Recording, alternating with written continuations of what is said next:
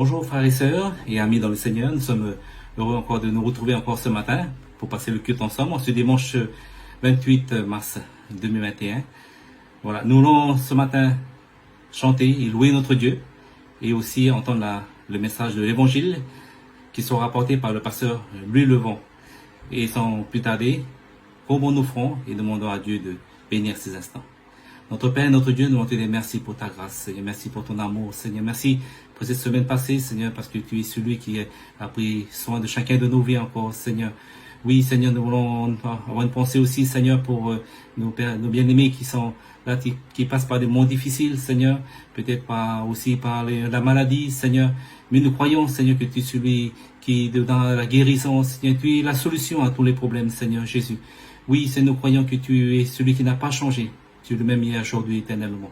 Oui, Seigneur, merci de bénir tous ces chants. Seigneur, bénis, Seigneur, ta parole, Seigneur, qui soit annoncée par ton serviteur. Seigneur, nous levons, merci que cette parole encore, Seigneur, puisse nous faire du bien encore chacun d'entre nous, Seigneur.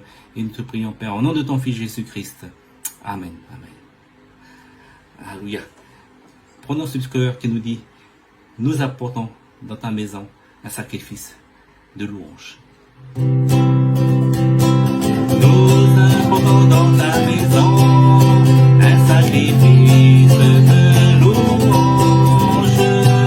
Nous apportons dans ta maison un sacrifice d'adoration. Nous apportons dans ta maison un sacrifice de louange. Nous apportons dans ta maison un sacrifice d'adoration. Et nous élevons vers toi un sacrifice de reconnaissance. Et nous élevons vers toi un sacrifice de joie. Et nous élevons vers toi un sacrifice de reconnaissance. Et nous élevons vers toi un sacrifice de joie. Amen. Et Dieu nous dit, ne crains rien, parce qu'il t'aime. Voilà, si vous avez Jésus dans votre cœur, nous devons craindre aucun mal, aucun danger, parce qu'il est celui qui est notre protection. Alléluia.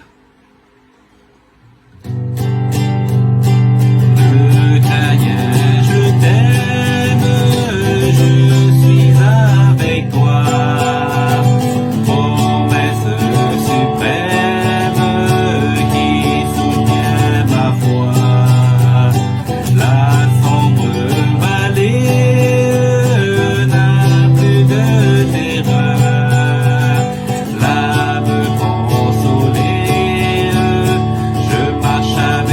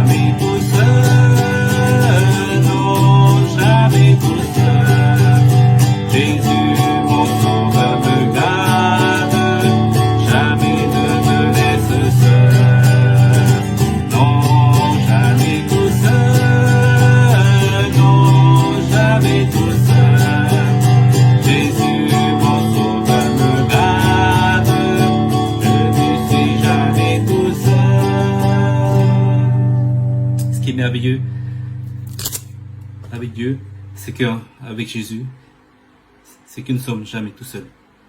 Même si nous passons par des moments difficiles, pas des difficultés dans la vie, mais sache que Jésus est avec toi. Amen. Dieu, dans son immense amour, a envoyé son Fils Jésus-Christ à la croix pour chacun de nous, à cause de nos nombreux péchés. Mais nous bénissons le Seigneur, que maintenant, il est ressuscité, il est paraissé au tombeau, il est maintenant auprès du Père, et il intercède pour chacun d'entre nous, pour que le plus grand nombre puisse être sauvé et avoir Jésus dans son cœur. Et prenons ce chant qui nous dit « Merci pour la croix ».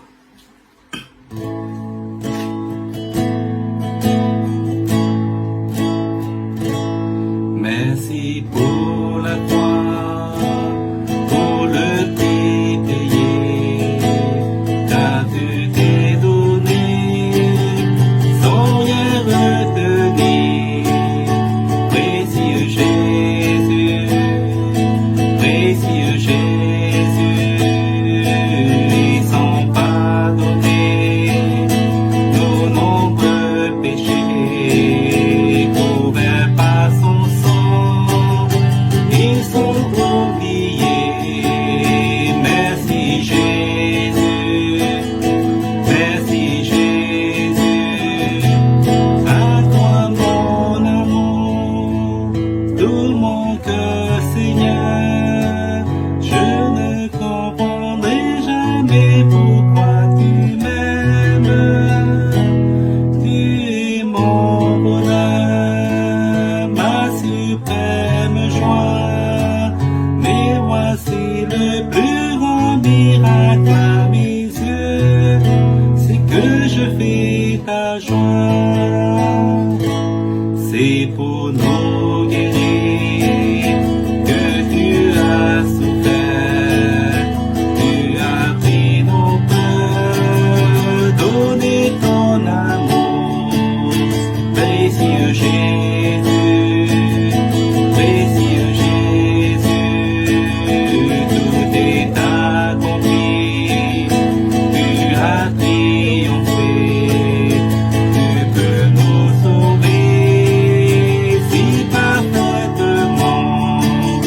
Merci Jésus, merci Jésus, à toi mon amour, tout mon cœur Seigneur, je ne comprendrai jamais pourquoi tu m'aimes. Tu es mon bonheur, ma suprême joie, mais voici le plus grand miracle à mes yeux. À toi mon amour, tout mon cœur Seigneur, je ne comprendrai jamais pourquoi tu m'aimes. Tu es mon bonheur, ma suprême joie, mais voici le plus grand miracle à mes yeux, c'est que je fais ta joie.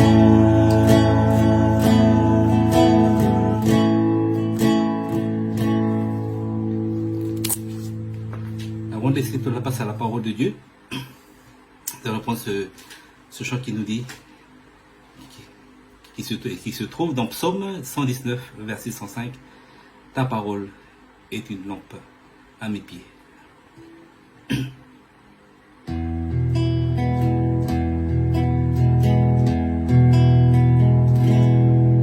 Ta parole est une lampe à mes pieds, une lumière sur mon sentier. Ta parole est une lampe à mes pieds,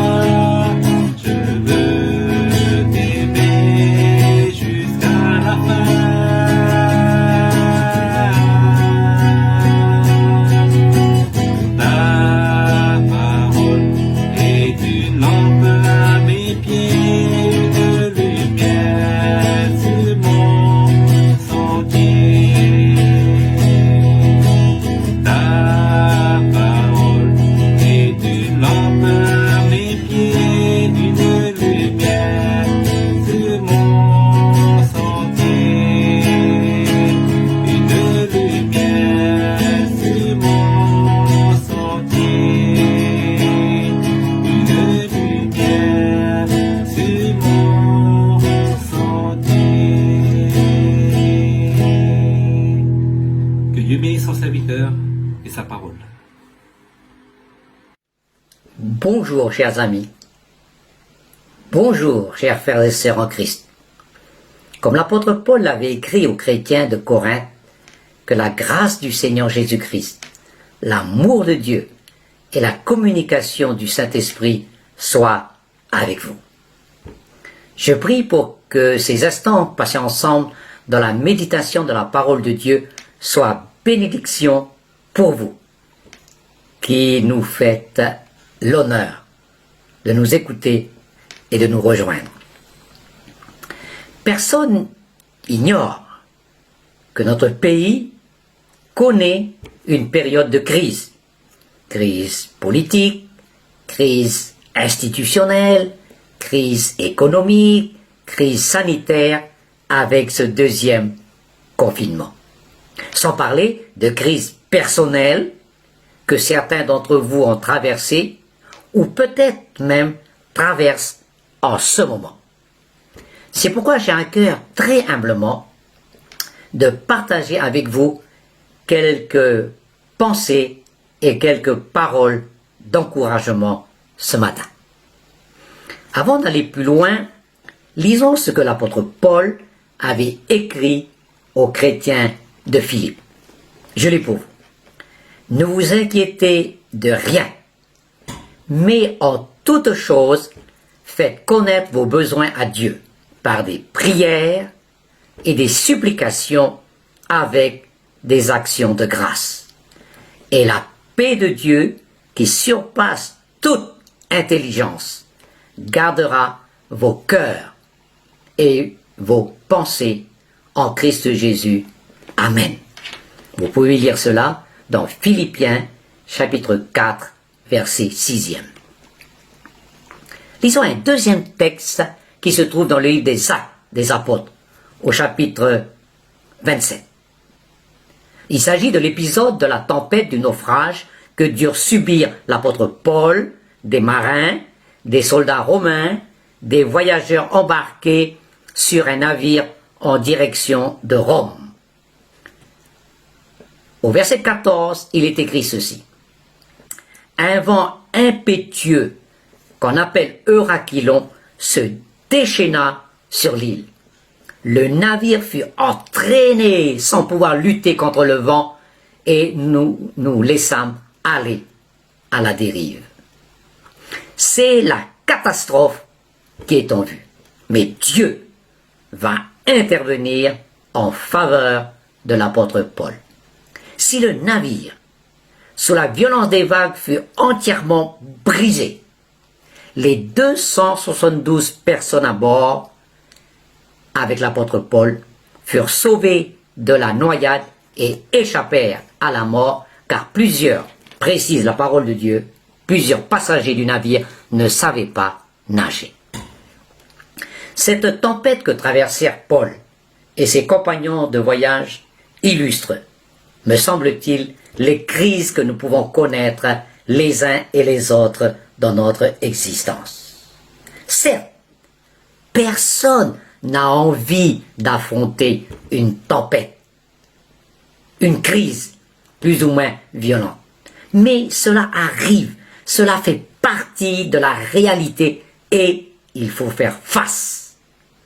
Quand la tempête subitement s'est abattue sur le navire, nous assistons à deux sortes de réactions. La réaction pleine de foi, de paix, de calme, de maîtrise de la situation de l'apôtre Paul. Et la réaction de panique, d'angoisse, de peur de toutes les autres personnes embarquées. La réaction de sérénité de Paul qui se confie en Dieu. Et la réaction de tous les autres passagers du navire qui regardaient la tempête. Impuissants. Même navire, même tempête, même crise, mais deux réactions différentes. Chers amis, quand vous traversez une situation de crise, que voyez-vous? Comment réagissez-vous? Car c'est la façon dont vous voyez une chose qui déterminera la réaction que vous avez vis-à-vis de cette chose ou de cette situation. Il est intéressant de connaître la définition du mot crise chez les Asiatiques et en particulier chez les Chinois. Ce mot est composé de 2 caractères. Le premier caractère signifie danger. Le deuxième caractère signifie opportunité, occasion, chance. La sémantique chinoise a un sens positif en évoquant le caractère favorable que peut représenter une crise pour un individu, pour une organisation et pourquoi pas pour une nation tout entière. Ce que beaucoup de personnes, malheureusement, ne font pas et ne voient pas ce sens positif. En effet, lorsqu'on parle de crise, on parle souvent de situations qui sont, en tout cas, c'est ce que beaucoup pensent, situations qui sont hors de contrôle, hors de notre contrôle, c'est-à-dire qu'on ne peut pas maîtriser. Le fait d'être croyant ne nous épargnera pas des situations de crise.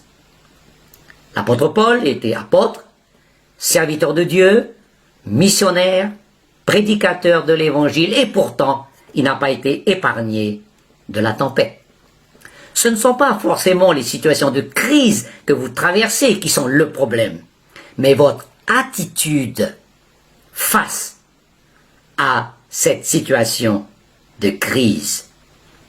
Votre réaction à la situation de crise déterminera l'issue positive ou négative de votre traversée.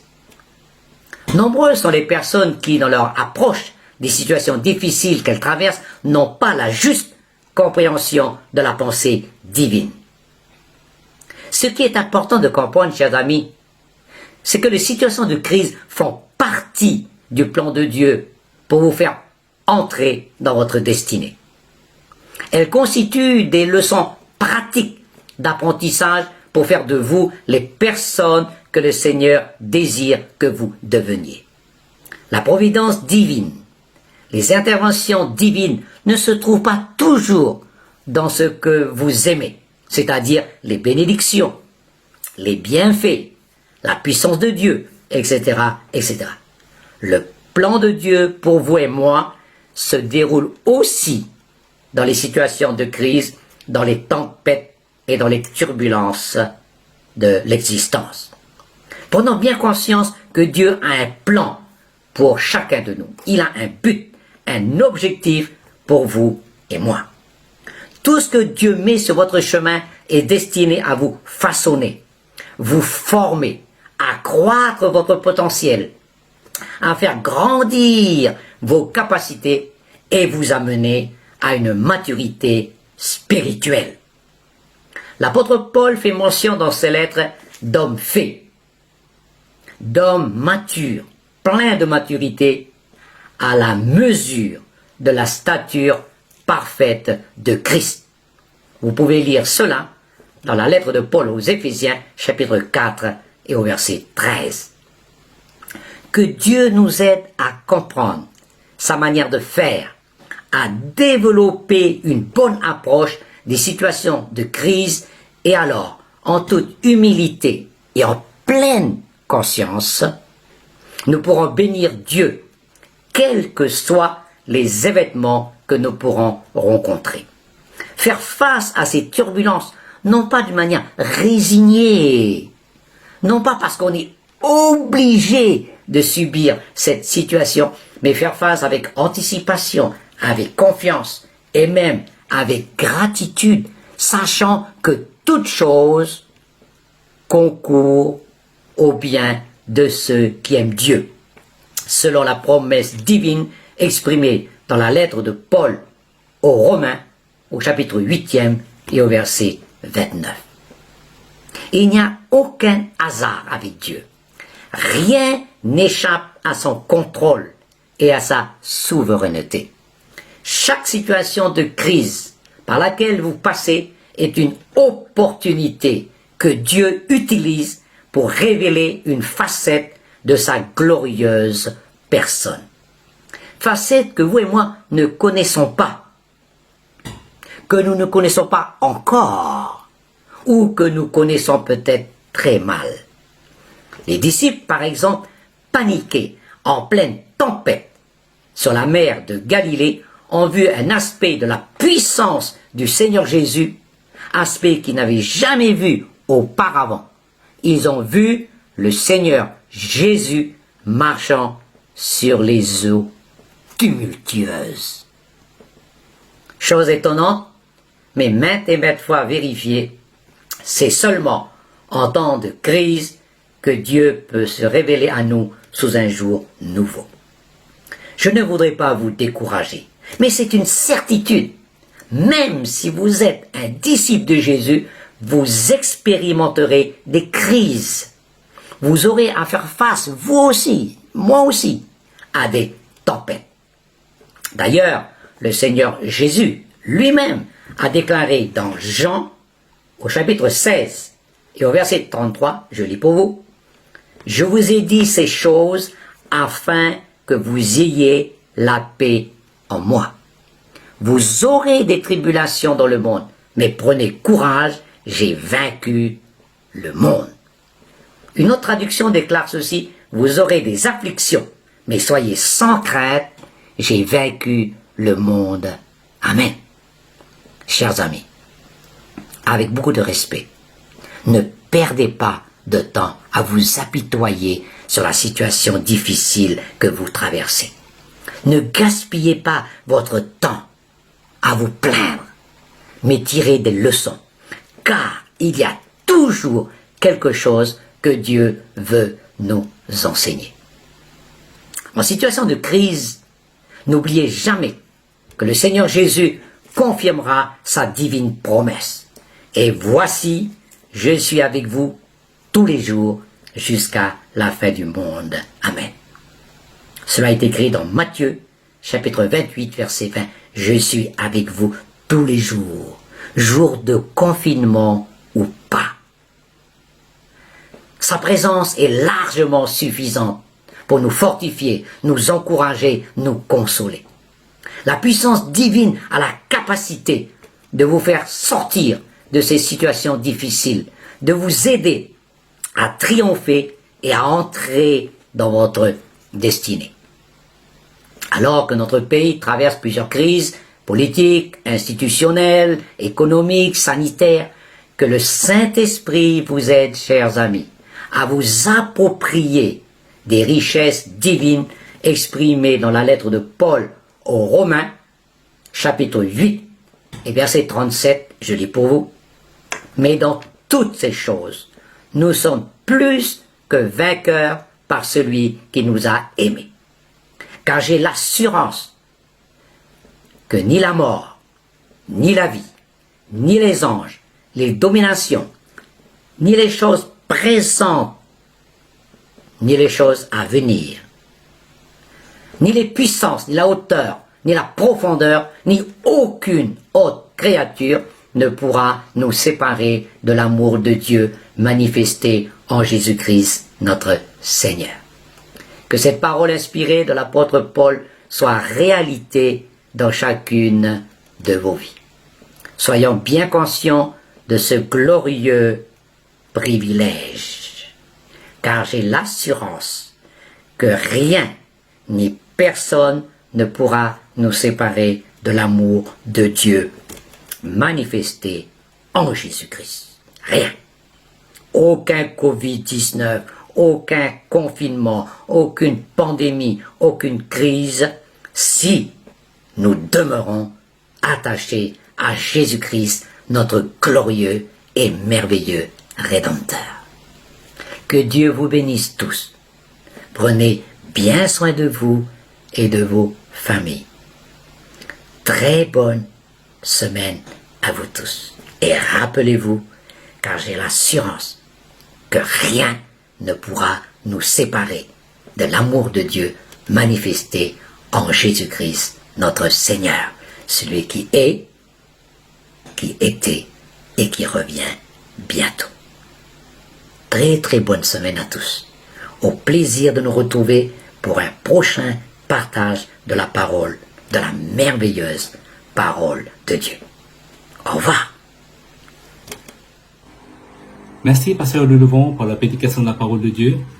Et nous donnons rendez-vous ce dimanche soir à 18h30 avec le pasteur Boula Antoine qui apportera le beau message de l'évangile. Mais avant de nous séparer, alors prenons ce cœur qui nous dit merci Seigneur.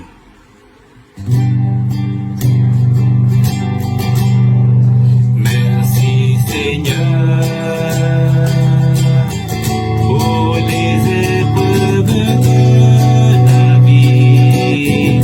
Si je te laisse me conduire, je serai plus fort. Merci Seigneur pour la patience que tu me donnes. Quand les difficultés sont là, tu es près de moi. Car ce n'est pas dans ma nature de me soumettre à toi, Seigneur, et de laisser régner en moi ton Esprit Saint, quand je veux prendre ma vie, pour tout seul à diriger, j'oublie si souvent d'écouter ta volonté.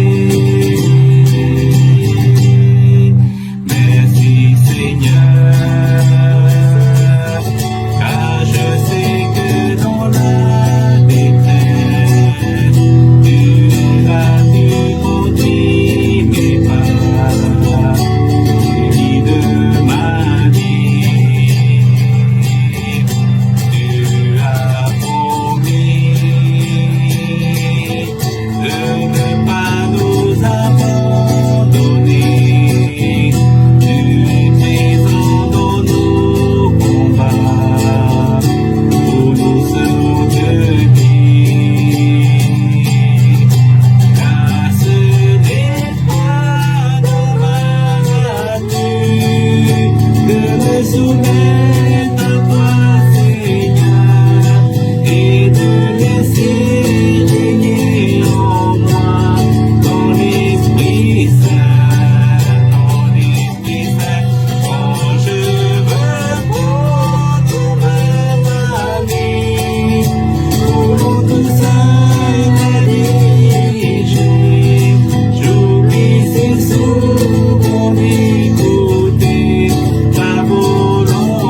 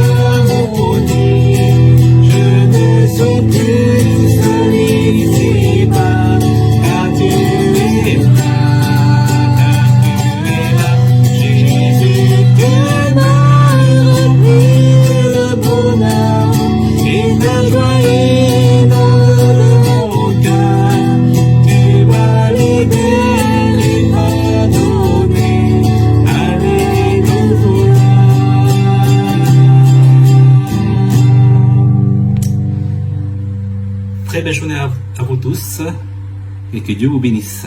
Amen.